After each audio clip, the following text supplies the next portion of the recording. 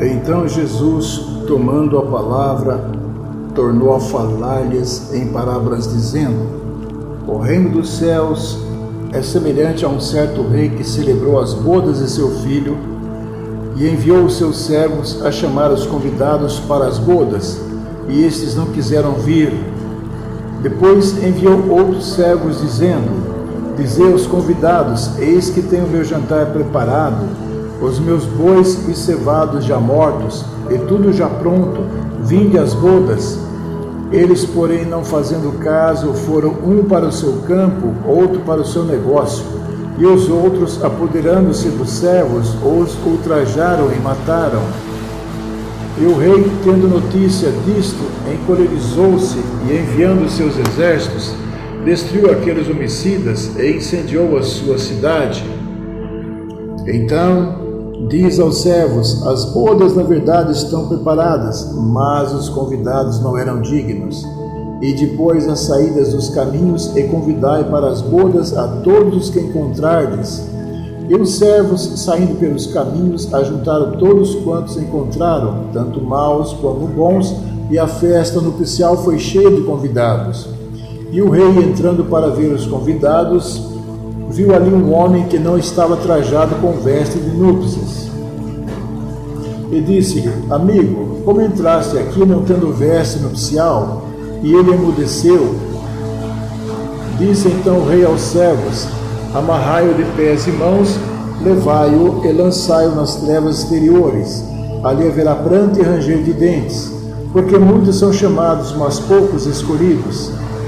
Então, retirando os seus fariseus, consultaram entre si como o surpreenderiam em alguma palavra. E enviaram-lhe os seus discípulos com os herodianos, dizendo: Mestre, bem sabemos que és verdadeiro e ensinas o caminho de Deus, segundo a verdade. E de ninguém se te dá, porque não olhes a aparência dos homens. Dize-nos, pois, que te parece?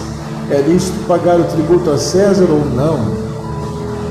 Jesus, porém, conhecendo a sua malícia, disse: Por que me experimentais, hipócritas?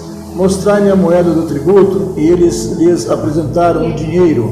E ele diz-lhes: De quem é esta efígie e esta inscrição? Dizem-lhe eles: De César. Então ele lhes disse: Dai, pois, a César o que é de César, e a Deus o que é de Deus. E eles, ouvindo isto, maravilharam-se, e deixando-o, se retiraram.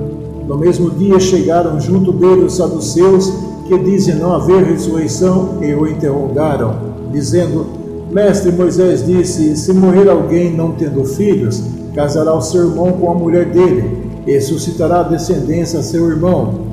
Ora, houve entre nós 7 irmãos, e o primeiro, tendo casado, morreu, e não tendo descendência, deixou sua mulher a seu irmão. Da mesma sorte o segundo e o terceiro até o 7º. Por fim, depois de todos, morreu também a mulher. Portanto, na ressurreição, de qual será dos 7 a mulher, visto que todos a possuíram? Jesus, porém, respondendo, disse-lhes: Errais, não conhecendo as Escrituras, nem o poder de Deus. Porque na ressurreição nem se casam, nem são dados em casamento, mas serão como os anjos de Deus no céu. E acerca da ressurreição dos mortos, não tendes lido o que Deus vos declarou, dizendo: Eu sou o Deus de Abraão, o Deus de Isaque, o Deus de Jacó. Ora, Deus não é Deus dos mortos, mas dos vivos. E as multidões, ouvindo isto, ficaram maravilhadas da sua doutrina. E os fariseus, ouvindo que ele fizera emudecer os saduceus, reuniram-se no mesmo lugar. E um deles, doutor da lei, interrogou-o para o experimentar, dizendo: Mestre, qual é o grande mandamento na lei?